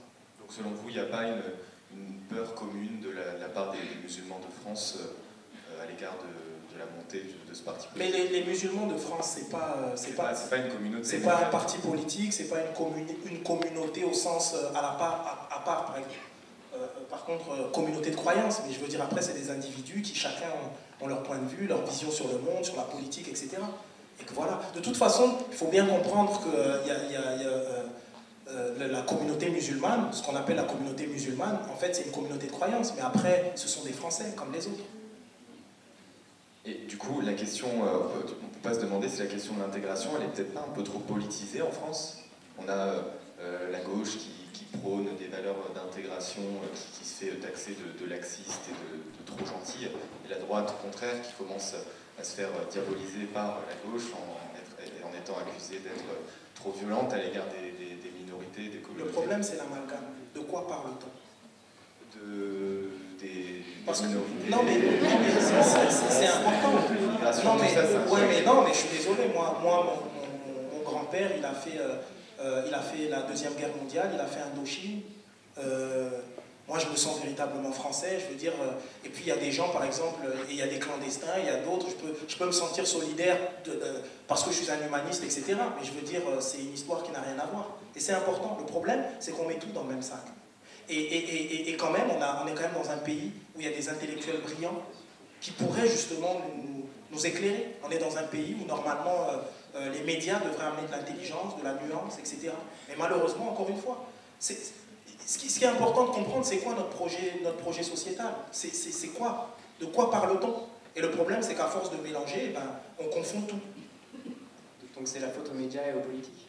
Non, je dis pas ça. Je pense qu'individuellement, d'une certaine manière, on est tous les politiques, on est tous, parce qu'on a les politiques qu'on mérite, parce qu'on a les médias qu'on mérite, etc. Et que si on n'est pas d'accord avec la manière dont fonctionnent les médias, et pourquoi pas rentrer dans les médias et faire bouger les choses, etc.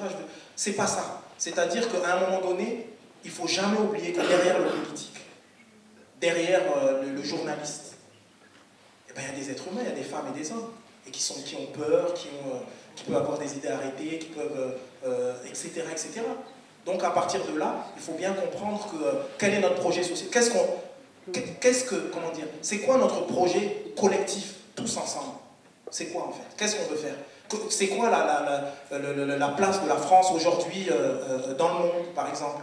Eh ben, je veux dire, à une époque où on avait des philosophes merveilleux, c'est-à-dire des gens comme des Sartre, des Camus, à une époque où même après, on a eu des Foucault, on a eu les philosophes de la déconstruction, des gens qui disent, où sont-ils?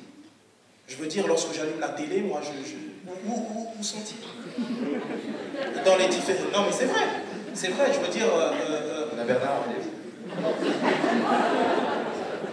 tout est dit.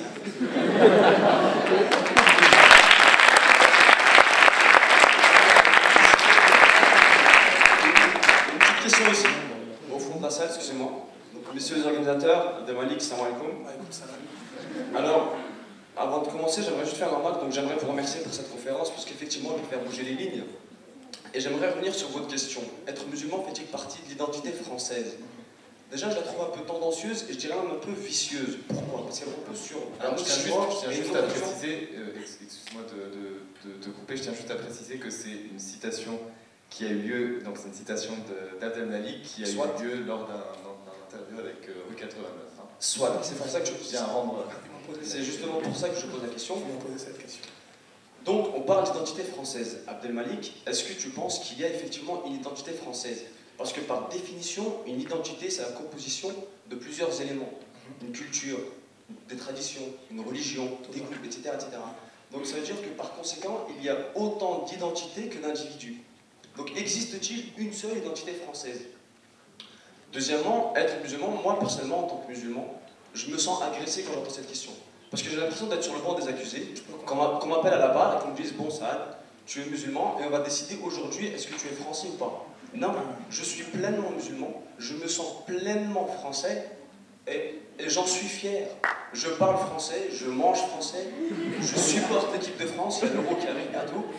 Je me sens pleinement français, j'ai pas besoin d'un aval ou d'une approbation pour me sentir français.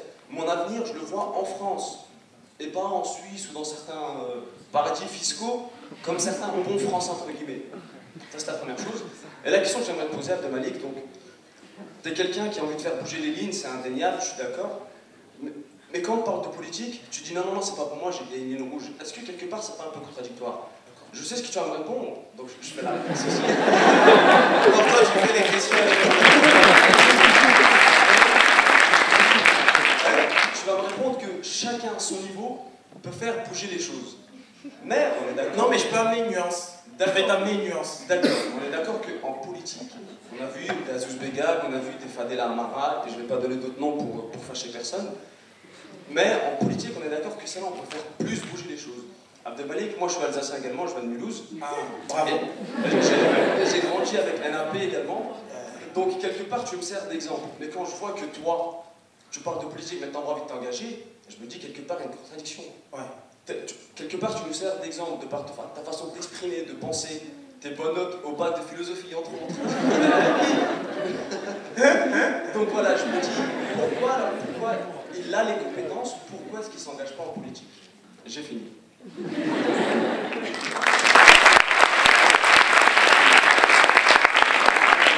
Tu sais, quand je dis pas de politique, je parle de politique politicienne. Tu sais, il y a l'importance du fait d'être citoyen aussi, et un citoyen engagé, et c'est ce que je suis. Parce que sinon, je ne serais pas là en train de parler de tout ça. Tu comprends? C'est-à-dire qu'il faut comprendre aussi que il faut... moi, je considère que je suis là pour inspirer. Si toi, tu veux faire de la politique, si toi, tu te dis, voilà, eh ben très bien, ça veut dire que j'aurais servi au moins à ça, et que tout d'un coup, tu fais bouger. Mais en étant un artiste engagé, déjà, c'est politique. Mais politique au sens de l'engagement citoyen. Et ça, c'est hyper important, c'est tout aussi important que d'être dans comment dire, un politique qui ferait partie d'un parti, etc. Et il faut des deux, de toute façon. Donc moi, je pense que si je veux continuer à pouvoir parler à tous, eh ben, il s'agit de rester dans la position dans laquelle je suis. Ça voudrait dire quoi? Ça voudrait dire que si je m'engage pour la gauche, je ne peux plus parler aux gens qui seraient de la droite. Si je m'engage à droite, je ne peux plus parler avec les gens de gauche, etc. Non, moi je suis un artiste et je parle à toutes les femmes et à tous les hommes de bonne volonté, tous ceux qui ont envie de faire bouger les choses.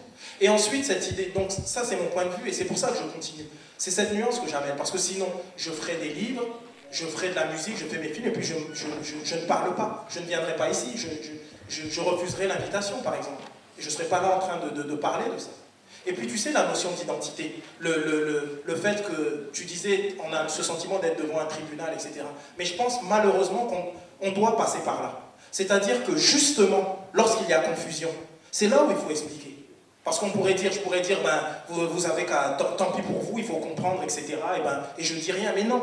Au contraire, c'est dans les moments où, parce que le problème c'est que si on ne dit rien, si on n'explique pas les choses, eh ben, on laisse un vide. Et la nature, j'ai envie de dire, humaine et en horreur du vide, eh ben, il y a d'autres personnes qui s'approprient notre parole et qui vont dire des aberrations. Donc à un moment donné, il faut aussi pouvoir s'exprimer par rapport à ces thématiques-là. Et puis, le fait de cette notion d'identité, la notion d'identité française notamment, eh ben, on doit aussi passer par, j'ai envie de dire, on doit passer aussi par ce passage-là, parce qu'on n'est pas en train de parler d'individus, on est en train de parler de... Je suis pas en train de... Si tu veux, l'individu, c'est moi. On me voit avancer, c'est toi, c'est nous tous. Mais ensemble, tous ensemble, qu'est-ce que c'est? Eh bien, on doit pouvoir amener des pistes de réflexion. Et de parler de la place de l'islam, le fait d'être musulman en France, eh ben, c'est aussi des pistes de réflexion. Et si un musulman lui-même ne parle pas de ça, eh ben, qui va parler de ça? Tu sais, ça me fait penser à ces débats à la télé où on va nous dire, par exemple, on va dire, oui, être musulman fait-il partie de l'identité française? Et il n'y aura aucun musulman. Et attends, ou bien il n'y a aucun musulman, et s'il y a un musulman, on va prendre un qui vient d'arriver du bled, il parle à peine français, et donc il représente le pauvre, il est peut-être bien gentil, etc., il n'y a aucun problème, mais il ne représente pas du tout la réalité. Ou bien, on pourrait nous faire, comment dire, faire intervenir des intellectuels, par exemple, et on ne fait pas intervenir des intellectuels noirs français, ou bien français d'origine maghrébine, etc., ben non, comme si ça n'existait pas. Et ça, c'est de la responsabilité des médias. À un moment donné, l'outil culturel par excellence, c'est celui de la télé. Moi, si je vois toujours, je vois par exemple à l'Assemblée nationale, je vois que des blancs. Je vois par exemple, je sais pas moi, dans des pubs ou dans des films, eh ben, j'ai l'impression d'être étranger dans mon propre pays, mais c'est la responsabilité. Voilà, et toutes ces choses-là, c'est ce qui oblige d'une certaine manière, enfin en tout cas, je me sens obligé de répondre même à ces questions où je peux ne pas être d'accord. Mais c'est important à un moment d'expliquer et d'expliciter les choses, d'amener de la clarté. Après, j'espère que ça aide, mais en tout cas, là, tu es en train de me dire que, en toute humilité, je t'ai un peu inspiré, et ben, j'en suis fier. Voilà. Et ben, j'ai envie de dire que dans ces thématiques-là, c'est pas une histoire de quantité, c'est une histoire de qualité. Vaut mieux une personne qui a compris et qui va faire bouger les choses qu'une multitude de personnes qui finalement ne vont pas faire avancer positivement les choses. Voilà, donc ce qui compte ici, c'est non point la quantité, c'est la qualité. Et voilà, je ne sais pas si je réponds un peu à toutes tes interrogations, mais ce qui est sûr, c'est ma démarche, en tout cas. Et elle est sincère. On a une autre question au fond de la salle, si vous voulez. Oui.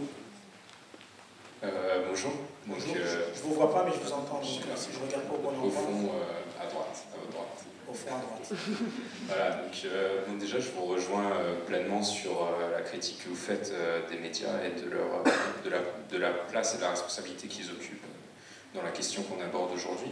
Moi, j'avais une autre question sur les religions. Alors, vous parlez de l'islam, mais c'est sur les religions en général, et c'est sur cette solubilité dont vous avez parlé tout à l'heure dans la République française. Par exemple, sur le droit des femmes, sur le droit des homosexuels, sur toutes ces questions sociétale. Est-ce que là, il n'y a pas justement une ligne rouge qui peut être franchie par les religions et est-ce qu'ils n'ont pas une influence dans la vie politique française?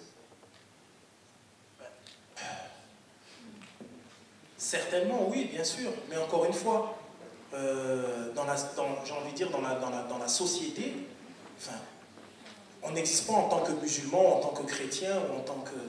On existe par rapport à notre travail, on existe par rapport au fait qu'on soit citoyen, etc., peut-être par notre démarche citoyenne, etc. Donc, évidemment, on peut être à la fois un citoyen engagé, etc., et d'être d'obédience catholique, juive ou musulmane, etc. Donc, forcément, ça peut influer, etc. Mais j'ai envie de dire, c'est pas...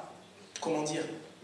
Voilà, on a la chance de vivre dans un pays laïque, on a la chance de vivre dans un pays républicain, démocrate, etc. Donc, je sais pas comment répondre à votre question, parce que, évidemment, ça influe, mais j'ai envie de dire, c'est pas la communauté musulmane, ou la communauté juive, ou la communauté chrétienne qui donne le là dans la société française.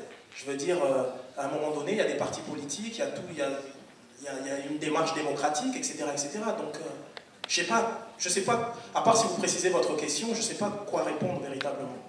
On voit qu'il y a des prises de position par différentes communautés religieuses, que ce soit sur le droit à l'avortement, sur la contraception, sur le droit des homosexuels, etc. Et donc, et ces communautés religieuses ont un poids au niveau de leurs fidèles.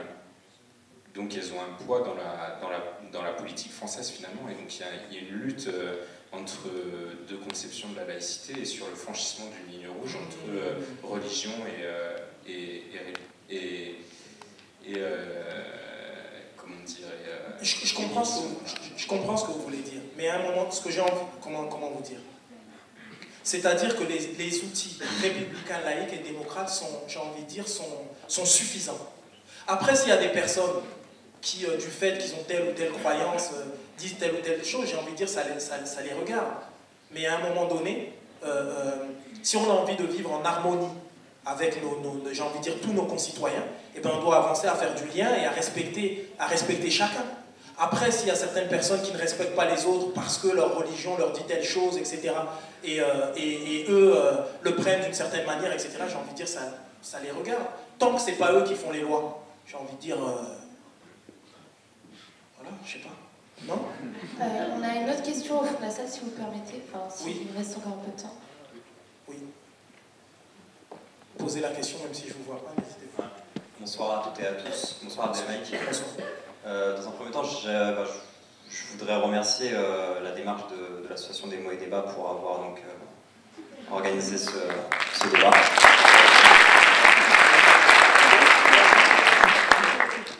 Dans un premier temps, si je fais cette démarche-là, de vous remercier et donc de saluer cette démarche, c'est parce que finalement, en fait, il n'y en a pas assez qui sont organisés ici à Rouen par exemple, et donc il devrait peut-être en avoir plusieurs sur le courant de l'année pour qu'on puisse finalement avancer sur des thématiques telles que la place de l'islam en France, etc., etc.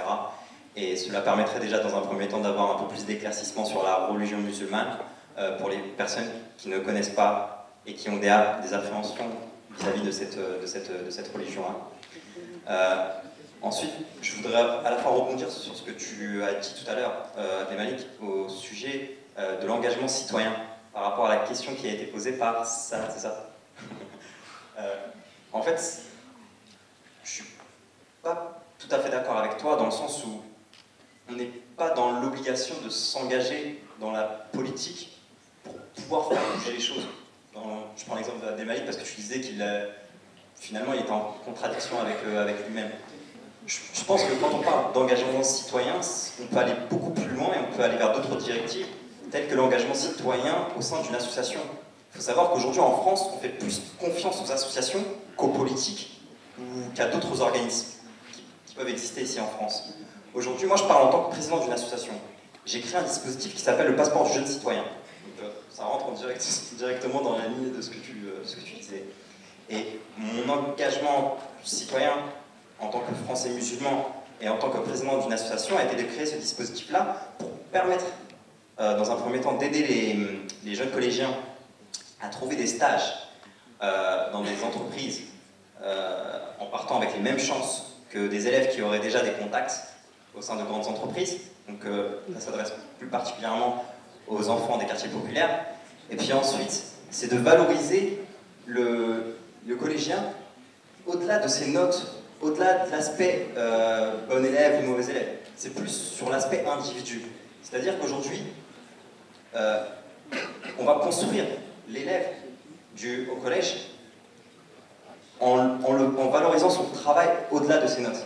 Et la démarche de ce dispositif-là qui a été créé permettra, enfin je l'espère déjà, il a été mis en place cette année-là, mais j'espère qu'il existera dans les prochaines années, c'est de finalement valoriser l'élève avec ses qualités humaines et ses qualités citoyennes. Et si on arrive à faire comprendre aux collégiens dès le collège, donc cet aspect-là de l'engagement citoyen, on arrivera à faire intégrer dans leur tête ce qu'est être français. Parce qu'aujourd'hui, si on leur pose la question, la plupart de ces élèves-là, de ces collégiens-là, ne savent même pas ce qu'est être français. Ils ne connaissent pas leur histoire. Et c'est une finalité en soi. Parce qu'aujourd'hui, si on parle de faire bouger les choses, finalement, je te dirais que ouais, je suis très fier de ce qui a été fait au sein de mon association, parce qu'au mois de juin, on récompensera mon association et on récompensera donc le travail qui a été fait par rapport à l'engagement citoyen. Donc finalement, on reconnaît le travail qui a été fait jusqu'à aujourd'hui. Et donc, c'est une finalité en soi. Voilà, c'est tout ce que je voulais apporter comme réflexion par rapport à ce que tu disais. Et je pense que, voilà, on a le droit de rêver. Quand on rêve tous ensemble, comme tu disais tout à l'heure, ça devient une réalité. Merci de m'avoir écouté. Bonne soirée. On a une autre question. Bonsoir. Alors moi, ma question va plus porter sur tes découvertes de la spiritualité. Donc je voulais savoir, en fait, une fois que tu avais découvert le soufisme, est-ce qu'au quotidien, aujourd'hui, tu ne vis pas un dilemme entre le fait de ton travail en tant qu'artiste, les communications, le témoignage comme tu fais ce soir, et quand tu arrives à la frontière de l'indicible? Tout à l'heure, tu as parlé de ta découverte, par exemple, d'une notion dans le soufisme qui est la diversité dans l'unité, wahdat wujud. Et ça, par exemple, est-ce que c'est pas un élément qui fait qu'à un moment donné, on est face à des réalités que, si elles ne sont pas vécues, elles sont difficiles à être transmises? Donc ma question portait sur ton travail en tant qu'artiste. Justement, c'est là où je considère que le fait d'être artiste, il y a quelque chose de... Parce que finalement, la poésie, l'art, c'est essayer de dire l'indicible d'une certaine manière. Et c'est vrai que la spiritualité, c'est finalement avant tout quelque chose qui se vit. C'est comme si j'étais ici et je devais vous parler par exemple de ce qu'est l'amour. Alors je vous dis l'amour, il y a ci, c'est comme ci, comme ça, mais en vérité, si on veut savoir ce qu'est l'amour, il faut le vivre, réellement. Et donc voilà, c'est vrai que je vis ça, mais je trouve que c'est intéressant. C'est intéressant en termes artistiques d'essayer justement de dire l'indicible, de partager ce qui est difficile à partager tant qu'on ne le vit pas. Et voilà, donc pour moi, c'est pas une contradiction, j'ai envie de dire, à partir du moment où on est presque manifesté en tant qu'être, déjà c'est compliqué, parce que chacun de nous, si chacun devait parler de son monde intérieur, déjà ça serait compliqué. Et je trouve que c'est un beau challenge, voilà, et c'est un défi que j'aime relever finalement. Voilà. Mais c'est vrai qu'après, il y a des choses il y a des choses qu'on vit à l'intérieur et qui est difficilement exprimable, qu'on peut difficilement expliquer. Voilà, donc on essaie de mettre des mots, mais ça reste toujours quelque chose de partiel, en tout cas dans ce que ça représente en termes de réalité, dans ce qu'est sa réalité concrète, véritable. Voilà.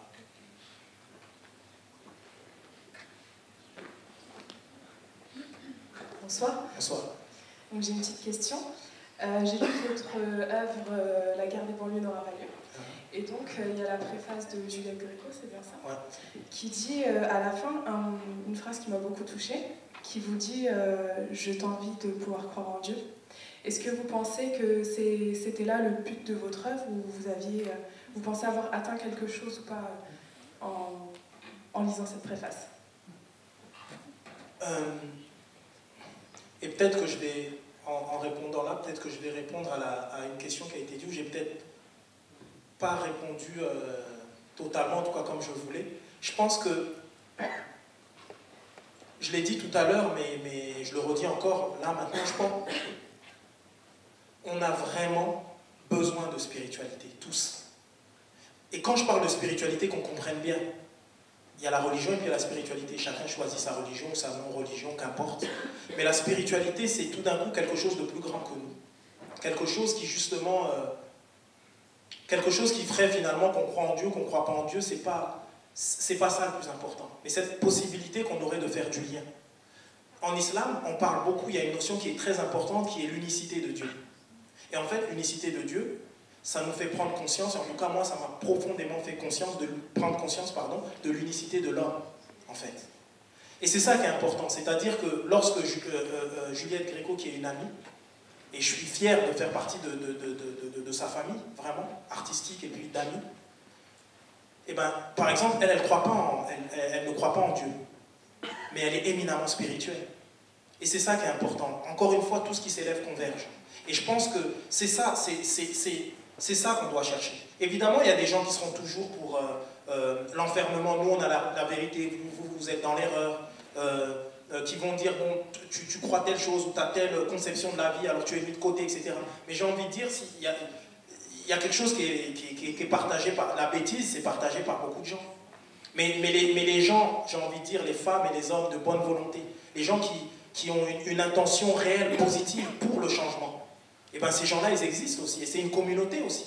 Et on doit essayer de se trouver et puis d'avancer ensemble. Et ça va au-delà, évidemment, du choix ou du non-choix religieux. Et c'est ça, et c'est ce que j'essaye de faire. Et dans ce sens-là, oui, alors j'ai été entendu. Dans ce sens-là. Mais il faut bien comprendre que là, ici, je ne suis pas en train de prêcher. Je ne suis pas en train de dire, venez avec moi, c'est super, c'est mieux d'être avec moi. Je ne suis pas du tout en train de dire ça. Et c'est important de le dire. Je suis en train de témoigner. Et en témoignant comme ça, qu'est-ce que j'essaie de dire? J'essaie de dire qu'on peut être français, se sentir véritablement français, en étant noir, musulman, c'est-à-dire avec une pratique réelle de l'islam, et aimer profondément son pays, et aimer profondément les principes de ce pays, et qu'il n'y a pas d'antinomie. Et c'est ça que j'ai envie de dire, c'est ça mon témoignage. Mon témoignage, c'est de dire qu'on doit tout faire pour relever le défi, de mon point de vue, qui est le défi du XXIe siècle, c'est le vivre ensemble, et pas juste le vivre ensemble, le bien vivre ensemble. Et c'est ça notre défi. Et je veux dire, on peut être ensemble et se supporter, mais moi, c'est pas ça qui m'intéresse. Ce qui m'intéresse, c'est d'être avec l'autre et de partager, d'échanger avec l'autre. Et la différence, la diversité, c'est une chance, parce que c'est une richesse. Encore une fois, et c'est à dessein que je fais cette citation, pour qu'on comprenne bien, c'est qu'il y a une phrase dans le Coran où Dieu s'exprime, il dit « Je vous ai créé différents pour que vous vous entreconnaissiez ». Et ça, c'est hyper important de se rendre compte de ça. Ça veut dire que je vous ai créé différents. C'est-à-dire que si on croit en Dieu, et ben, s'il avait voulu, il aurait fait en sorte qu'on soit tous pareils. Et bien, il n'a pas fait qu'on soit tous pareils. Il a fait qu'il y ait certains qui croient en Dieu, d'autres pas. Il a fait des gens qui soient... Il y a des musulmans, il y a d'autres qui ne sont pas musulmans, il y a des chrétiens, il y a de tout. Il y a des juifs, il y a des... Et puis c'est bien. Et puis partageons, et puis échangeons, et puis grandissons, et puis faisons en sorte de faire un monde qui serait un peu mieux qu'hier. Voilà. Et c'est ce que j'essaie de faire, évidemment, en toute humilité, en écrivant, en partageant et en utilisant les mots pour partager avec les autres. Et donc finalement, Abdelmalik, dans votre conception, est-ce que la religion, c'est autre chose qu'une source de spiritualité qu'on peut utiliser finalement? Ben, de mon point de vue, oui. De mon point de vue, oui. C'est-à-dire que, encore une fois, c'est ce que je disais tout à l'heure, la religion n'est qu'un vêtement. C'est-à-dire, on ne va pas me confondre avec ce haut de jogging. Je veux dire, heureusement, il y a quelque chose de... en dessous, il y a un être. Et c'est important, mais néanmoins, j'en ai besoin, il pleut, alors je... Et c'est pareil pour un véhicule, c'est pareil pour l'image du véhicule. C'est-à-dire, on ne va pas confondre le véhicule et la personne qui conduit le véhicule. Donc, la spiritualité, c'est ce qu'on a peut-être tous en partage, alors que la religion, c'est au choix de chacun. À chacun de choisir, etc. Une autre question du public. Oui. Bonsoir. Bonsoir. Je suis de l'autre côté. Non, par là. Par là, vous êtes là. Non, juste là. Je vois rien. Voilà, en fait, j'aimerais savoir quel est votre avis sur le niqab dans une France laïque. Le niqab dans une France laïque? J'ai envie de vous dire quelque chose d'assez simple. Avant de... les lois de la République prévalent en fait. À partir du moment où ces lois, j'ai envie de dire, la République, les lois de la République ne m'empêchent pas d'être musulman, de pratiquer ma religion totalement. N'empêche pas une musulmane de pratiquer sa religion totalement. Donc à partir de là, voilà, il y a eu telle loi. Mais encore une fois, après, il faudrait rentrer dans le débat, expliquer véritablement qu'est-ce que le niqab, ça correspond à une culture particulière, quand est-ce que c'est arrivé, pourquoi, etc. Mais je veux dire que, encore une fois, il est important de comprendre que l'islam ne se limite pas à un tissu ou à une certaine vision de l'islam. Parce que ça, c'est une vision particulière de l'islam. Et donc voilà. Et donc, encore une fois, je pense que ma réponse, elle est claire, c'est que les lois de la République prévalent. Et surtout que, bon, après on pourrait rentrer véritablement dans les détails, mais à partir du moment où, et c'est le cas, je suis dans un pays, c'est-à-dire la France, qui fait que je peux être pleinement musulman, et si je suis une femme, être pleinement musulmane, si c'est mon choix, ben, il n'y a aucun problème. Voilà. On a une autre question du public, juste ici au centre. Oui. Bonsoir. Tout d'abord, merci d'être venu, et je trouve qu'on n'a rien à dire vis-à-vis de ce que vous avez dit, il n'y a rien à reprocher. Juste une petite question. Oui. Est-ce que vous ne pensez pas que certains intellectuels musulmans jouent dans le sens contraire de l'intérêt des musulmans, quand par exemple Tariq Ramadan défend la même idée que musulmans en France, c'est compatible? Est-ce que vous ne pensez pas que certaines personnes ne devraient pas entrer dans ce thème et peut-être, de par les idées qu'ils véhiculent, jouent contre les belles idées que vous prenez vous ce soir? Ben, encore une fois, des intellectuels musulmans, il y en a beaucoup. Mais si on donne la parole à chaque fois au même ou à un seul, évidemment, on peut être d'accord. Enfin, il y a une partie qui pourrait être d'accord avec lui, d'autres pas, etc. Mais je veux dire, ce qui est important, c'est la diversité. Et même dans la diversité des intellectuels. Nous, on a envie d'entendre plusieurs paroles. Mais le problème, encore une fois, c'est qui fait en sorte qu'on va donner la parole plutôt à cet intellectuel tout le temps à un tel et pas à la multitude d'autres qu'il y a aussi. Donc c'est important. Ce que j'ai envie de dire, c'est que je ne veux pas donner l'impression de taper sur les médias, parce que ce n'est pas du tout le cas, et je respecte énormément de journalistes, mais en même temps, je connais le métier de journaliste, puisque je côtoie les journalistes. Et malheureusement, souvent, eh ben, y a des personnes qui ne pensent qu'à l'audimat, qui ne pensent qu'à faire du score, qui sont en fait des marchands de tapis, qui font du commerce. Et ça, c'est un problème, c'est un vrai problème. Et en toute chose, en tout métier, j'ai envie de dire, il y a la notion de déontologie. Il y a tout ça. Et donc voilà. Donc moi, on pourrait être d'accord avec tel intellectuel, pas d'accord avec l'autre, etc. Mais ce qui est important, c'est qu'il y en ait plusieurs, c'est qu'il y ait de la diversité, qu'il y ait du débat. Et le problème, c'est qu'il n'y en a pas en France. Et ça arrange, en tout cas dans la thématique de l'islam, et que ça en arrange certains, et c'est dommage. Voilà.